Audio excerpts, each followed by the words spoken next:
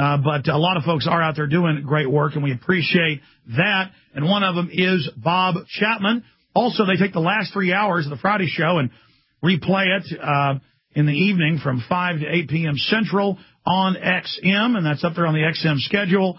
So be sure and check that out. This will be re-airing on July 4th for 3 hours at XM, the second, third, and fourth hours. I have a history expert on the Founding Fathers, the Declaration of Independence, what the founders went through, how many of them were killed, their families were killed, they were put on starvation ships, the British invented concentration camps. Andrew Jackson's mother and brother were killed in a concentration camp. So we're always told to hate the French on 4th of July, and there's this francophobe thing, instead of being a francophile, and we're these Anglophiles in this country. Now, I got an English last name, Jones, Welsh, and I love the British people. They're great folks, but let's not hate the French on 4th of July. Contrary to what they brainwash people, the French helped found this country. Now, I know in the brainwashed neocon world or Barack Obama's world, loving the United States, the Bill of Rights, the Constitution is bad. That's why with the Homeland Security documents that we broke, the MIAC report and the DHS reports, we broke those folks. Others took credit for it, but that's fine. Gun owners, veterans, conservatives, libertarians, we are the terrorists.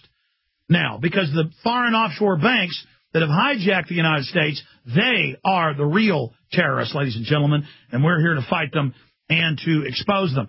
We're going to have open phones throughout the next 3 hours to discuss how liberty is being trampled on, how our freedoms are being destroyed, how we're going from land of the free, home of the brave, to land of the cowards, home of the slaves, and how do we get that freedom and liberty back? And I want to go through a bunch of news items that are examples of this, but first we need to get into the economy. Deteriorating by design. The globalists are on record engineering that. And we always have Bob Chapman joining us in the second hour on Fridays. He is the biggest private gold and silver broker out there. At one time had the biggest newsletter back during the 1980s, retired for a while, came back with the International Forecaster. He was also in military intelligence. And he's been fighting the New World Order and the globalists and the private Federal Reserve for more than 45 years. Bob Chapman, good to have you here with us today on the economy and a lot more as we race towards the anniversary of the birth of this country. It's terrific. I love being here. Okay, we're about to break in about a minute and a half, Bob, but tell us some of the most important latest financial news that you're going to be covering on the other side of this break. Well, I think one of the things that we have to take notice of is the Madoff affair and how it's turned out. Of course, they gave 150 years to Madoff, which is ridiculous. But the key to this whole thing, and I've been told by my sources, it was a CIA Mossad operation in conjunction with Madoff, went on for many years. None of the money ever went to Madoff. It went in one door and out the other. And by the way, you were the first to say that 3 or 4 months ago. Now that's leaked out a few places in mainstream media that obviously he didn't act alone. This was a money laundering operation. That's correct. It wasn't actually in December before it happened. But anyway, the key to this whole thing is the Federal Reserve in New York and the Fed overall and the U.S. Treasury have copies of every wire that Madoff sent to offshore destinations. Most of the money went to Israel. Stay there. And I want you to recap all that. Bob Chapman on the other side will look at the entire economy, the jobless rates, the inflation rate, where you see the economy going. But first we'll cover Madoff and the money laundering scam that dwarfs even Enron. It's all coming up. We'll talk about the carbon tax passing the House. Senator Kerry says it's going to pass the Senate. The home inspections are already beginning, but the states are fighting back. Welcome, ladies and gentlemen. Unlike a lot of other radio talk show hosts, we are here live on this July 3rd, 2009 edition. And I'll be back with the abbreviated Sunday show, 4 to 6 p.m., syndicated across the country. And again, they re-air 3 hours of the show on XM Radio, 5 to 8 p.m. And I'll give you that channel a little bit later at the bottom of the hour, so you can tune into that on the 4th of July. For the rest of the hour, Bob Chapman joins us. We're going to open the phones up. Of course, we don't screen your calls, so they'll be all over the map.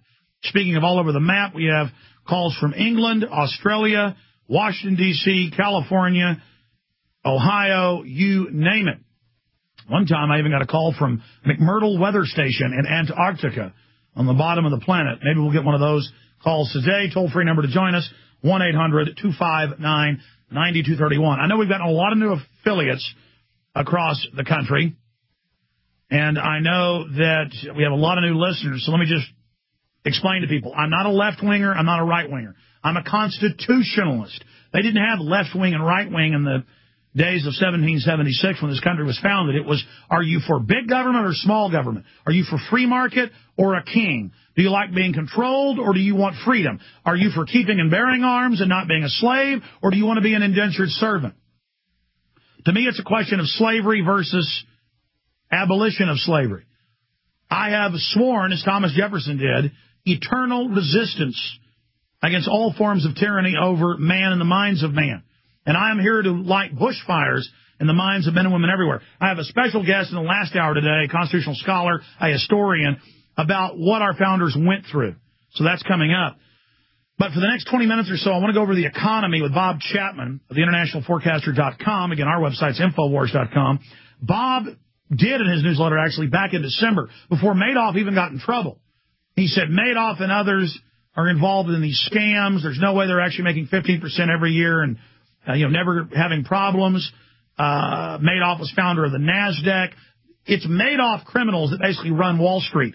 CIA was set up by them. They're now feeding what's left of the free market economy into it. $14.8 trillion has been stolen. They own both parties. They don't want H.R. 1207 to pass. It's right up at 250 co-sponsors right now in the House to audit the Federal Reserve that says it's above the law in all branches of government. How asinine is that? And so we're going to get into Madoff getting 150 years, saying he ran it all himself, when the Promise software and what the NSA does, they admit there's a record through the Securities and Exchange Commission of all this. So what's really behind the Madoff scam from the man who first said that Madoff was going to go down and that Madoff was an operative and it was a Mossad/CIA op. So, Bob Chapman, tell us what's happening there first. Well, I think it's what I was trying to get to was that... Yeah, recap, because some stations don't carry that first segment. A recap. Right. What I was getting into is that the Fed and the Federal Reserve in New York, as well as in Washington, and the U.S. Treasury track every wire. So they know where all the money went, from what banks to what place. A lot of them were in offshore accounts. They know that. They know who owned them. So they know who did what. And there's no question. Now, none of this has come out. I mean, these people who are rigging this whole thing and throwing all the blame on Madoff, they got to be dumb. I mean, we're not that stupid. I mean, that's a simple thing that they do every day. So they knew who did what, and they know who was involved. I believe that probably Mr. Madoff will die within 2 years, perhaps even 6 months. But I don't think he'll die. I think they'll tell you he died, and he'll be shipped out someplace. That's what I think they're up to with him. And well, that's the same thing with the Witness Protection Program. They do this all the time, and even mainstream newspapers have reported in Latin America and Europe that Ken Lay is down in Paraguay where the Bushes bought those giant 50,000-plus-acre ranches. This is what black ops do continually. They take low-level special forces operatives by the thousands each year and stage their death. That's on record. So to say they wouldn't stage a Ken Lay or a Madoff's death later, or like a Jack Ruby, I mean, we know they do this. You're right, and we have contacts in Montevideo who have told us the same thing. So, you have to know what to look for, and these people do. You were in black ops in South Africa, Germany, France, and a bunch of other unnamed countries. Were they staging deaths back in the 50s then when you were in? Not that I know of. All right, go ahead. You may admit they are now. Go ahead. I might interject here. I'm glad they passed me over for MK Ultra. Okay, Bob, continue. Every time I think about that, I say to myself, my goodness gracious, there but for the grace of God go I.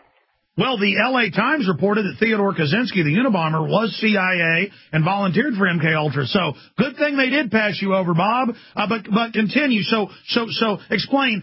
I have the Associated Press reporting here that $171 billion, not 50, we've been saying it was over 100, $171 billion has disappeared. That's what Madoff really stole, and that now they've put out an asset forfeiture seizure notice for $171 billion. So why are they telling us $50 billion, but now it's $171 billion?